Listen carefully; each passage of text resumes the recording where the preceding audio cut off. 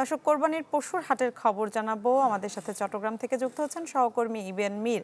ইবেন, একদম শেষ মুহূর্তে কেমন দেখছেন পশুর হাট? প্রত্যাশা অনুযায়ী বেচা বিক্রি হচ্ছে কিনা?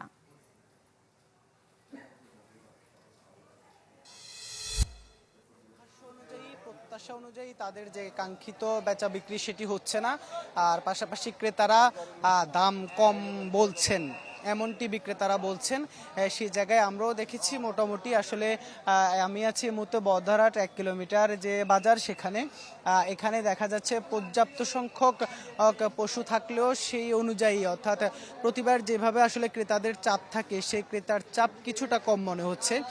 সেই জায়গায় আসলে যে দাম কম মানে যে বিষয়টা বিক্রেতারা বলছেন যে দাম কম বলার বিষয়টি, সেটি আসলে কিছুটা দেখা যাচ্ছে। তবে যারা কিনছেন তারা বলছেন যে আসলে তারা অনেক যাচাই বাছাই করে অনেকগুলো বাজার দেখে তারপরে তারা আসলে পশু কিনছেন। সেই জায়গায় মূলত আসলে যেহেতু কয়েকটি বাজার দেখে পশু কিনছেন, সেই জায়গায় তারা আসলে দাম নিয়ে তেমন একটা আসলে যে চট্টগ্রামের এই মুহূর্তে অন্তত মানে যে ক্রেতারা তারা বলছেন যে আসলে দাম নিয়ে তেমন একটি অভিযোগ তারা করছেন না যে খুব বেশি দাম চাওয়া হচ্ছে। সে অনুযায়ী বিক্রেতারা আসলে কিছুটা হতাশ, যেহেতু আসলে দূর দূরান্ত থেকে বিভিন্ন জায়গা থেকে ব্যাপারীরা তারা তাদের যে ট্রাক ভর্তি গরু সেগুলো নিয়ে এসেছেন। বিক্রি না হলে সেক্ষেত্রে তাদেরকে আসলে বিড়ম্বনায় পড়তে হবে, যার কারণে শেষ মুহূর্তে কিছুটা কম দামে হলেও তারা আসলে ছেড়ে দিতে চাচ্ছেন। আমরা এই বাজারে আমরা দেখেছি এখন আজকে দিনে 7 লাখ টাকা দামের গরু সর্বোচ্চ যে দাম, 7 লাখ টাকা দামের গরু বিক্রি হয়েছে আজকে।